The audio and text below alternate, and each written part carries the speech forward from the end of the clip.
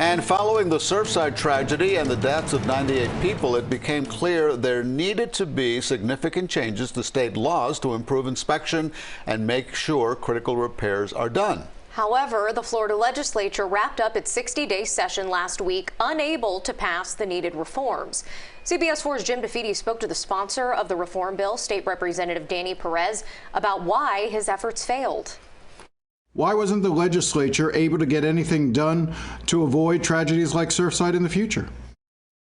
Jim, that was the #1 priority for me personally when I landed in Tallahassee this session, was to make sure that I can come back and have actual change in the condominium world, in the condominium association world.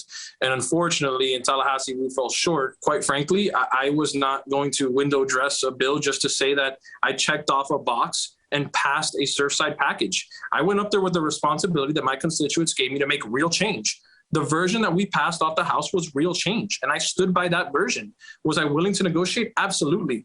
But I'm not willing to throw everything out the window that would have made us the closest to certainty that we would have ever been to make sure that what happened at Surfside would never happen again. I unfortunately cannot state confidently that the Senate version was going to get us any closer to alleviate the problems that we have with condominiums and condominium associations. The House version did. So why do you believe the Senate was unwilling to do and take the steps that were necessary to protect public lives?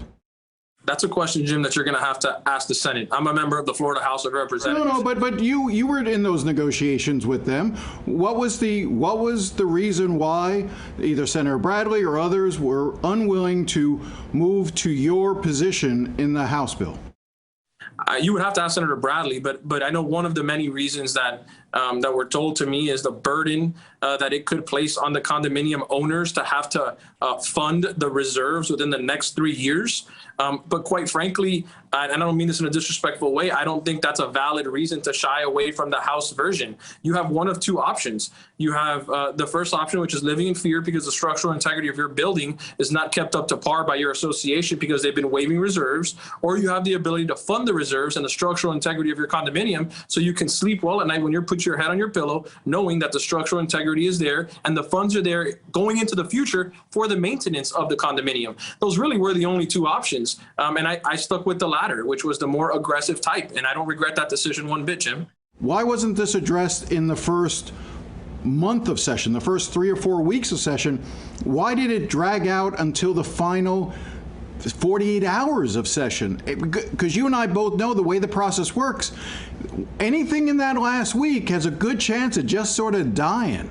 Why couldn't it be taken up earlier? Jim, this was not decided in the last 48 hours. This negotiation started, quite frankly, during committee weeks. This started way before session even took place, and we were, chipping away at the final product. It changed during multiple committee stops in the House and the Senate. This was not something left for last minute. I'd say the complete opposite. I said most of the work on this was done on the front end. Unfortunately, at the last hour in the last week, really, the negotiations had a standstill. And when we sent over the House version, negotiations weren't going well with the Senate because we weren't on the same page as far as how aggressive the bill was going to be. And the product that the Senate ended up amending and voting over had probably 5% of the version we voted off in the House.